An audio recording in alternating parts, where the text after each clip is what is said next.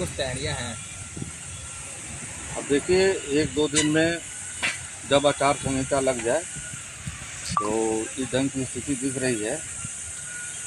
और जहाँ तक है, पूरे बिहार में सभी खेमों की अपनी अपनी तैयारी है। अब की पारी इंडिया महागठबंधन की सरकार जो है प्रबल बहुमत से बनने वाली है। तो एक पूरा माहौल दिख रहा है कि 20 सालों में जो एनडीए की सरकार ने यहाँ किया है, उसमें बिहार में गरीबी बहुत ज़्यादा बढ़ गई। बिहार के 34% लोग जो है 6,000 से कम की आमदनी में अपना जीवन गुजर बसर करते हैं। इसके अलावा बिहार से 3 करोड़ से ज़्यादा लोग बाहर रहते हैं, तब यहाँ के लोगों का जीवन चलता है। और भ्रष्टाचार जो है चौतरफा बढ़ा हुआ है। बेरोजगार जो हैं उनको कहीं कोई रोजगार नहीं है। बीच में 17 महीने की जो सरकार आई थी महागठबंधन की, उस दौर में करीब 5 लाख नौकरियां दी गई थी, लेकिन उसके बाद से तमाम चीज़ें ठप पड़ी हैं। बाढ़ कटाव से लोग परेशान हैं। और अभी हाल में उत्तर बिहार में सूखा भी था, अभी तो बाढ़ है। तो सूखा से भी तबाही रही, किसानों ने भी कोई सरकार से मदद नहीं पाया। तो कुल मिलाकर के ऐसी स्थिति है कि अब की बारी पूरे तौर पे इंडिया महागठबंधन की सरकार बिहार में बनेगी। और लोगों ने मन बना लिया है कि वोट चोरी करने वालों को और वोट की खरीदारी करने वालों को, जो लोकतंत्र की बुनियाद हिलाने वाले, संविधान की बुनियाद हिलाने वाले जो लोग हैं, उसको अब की पारी हम लोग वोट नहीं देंगे। और अब की पारी इंडिया महागठबंधन की सरकार बनने जा रही है। सरकार कैसे बनाएंगे? नेता प्रतिपक्ष तेजस्वी यादव कह रहे हैं कि चुनाव फेयर ही नहीं होगा, तो सरकार कैसे बनाएंगे? चुनाव तो हम समझते हैं कि जनता सभी चीज़ों का निर्धारक है। जनता से बड़ी ताकत दुनिया में कुछ भी नहीं है। तो जनता ये पूरी चोरी को देख रही है, चाहे वो पक्ष के लोग हों चाहे विपक्ष के लोग। लोकतंत्र रहेगा, चुनाव रहेगा, तभी सभी चीज़ें होंगी। तो जो चुनाव की बुनियाद को हिलाने वाले लोग हैं, लोकतंत्र की आज के ज़माने में चुनाव के बगैर कोई कल्पना नहीं की जा सकती। और ये चुनाव को ही चोरी कर ले रहे हैं, वोट की चोरी कर ले रहे हैं। तो लोगों के लिए, सभी लोगों के लिए, वो जो कल इंडिया गठबंधन में है वो तो हैं ही, आज हैं। और जो एनडीए गठबंधन में है वो लोग भी, पहले लोकतंत्र रहेगा, चुनाव रहेगा, देश में संविधान रहेगा, तभी कुछ होगा। इसलिए आज से बड़ा हिस्सा समाज का जो है, बिहारी समाज का, बिहार लोकतंत्र की एक तरह से जन्मभूमि है।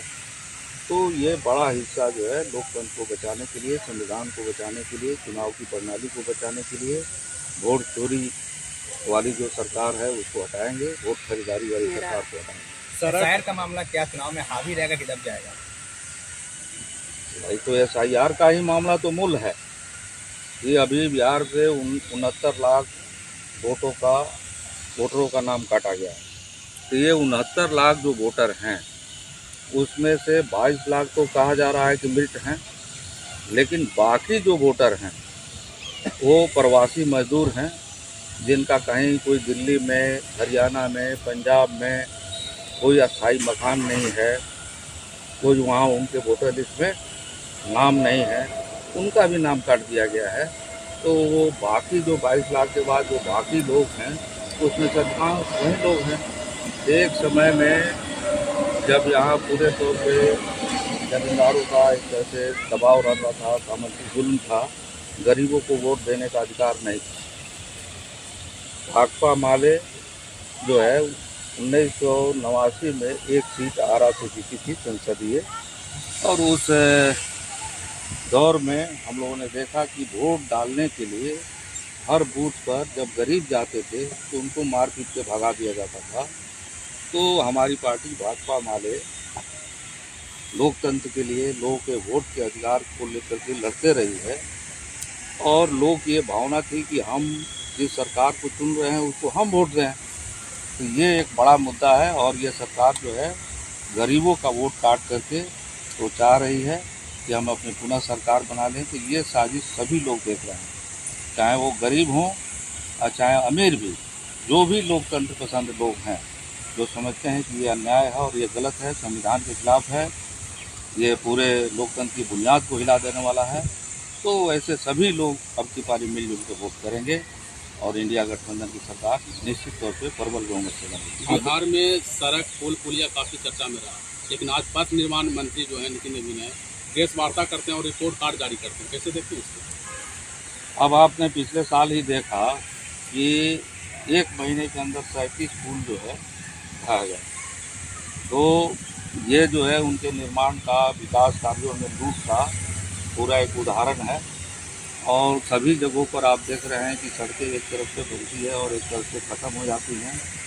अभी एक ग्लोबल टेंडर के माध्यम से 1000 को 50-50, 100-100 सड़कें दे दी।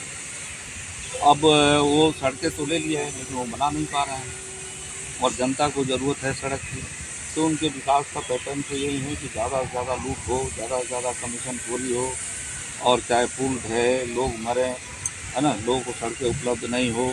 लेकिन ये तमाम अपना उनका रोड पुल पुलिया बनाने का जो पॉलिसी है वो इसी ढंग का है, पूरी तरह से जन विरोधी है, लूटपाट पर आधारित है और इसको लोग देख रहे हैं और इसका विरोध कर रहे हैं। आप विधायक हैं, फिर विधायक से फिर चुनाव लड़ने के लिए तैयारी चल रही है आपकी? बिल्कुल पूरी तरह से तैयारी है, तैयारी पूरी हो चुकी है।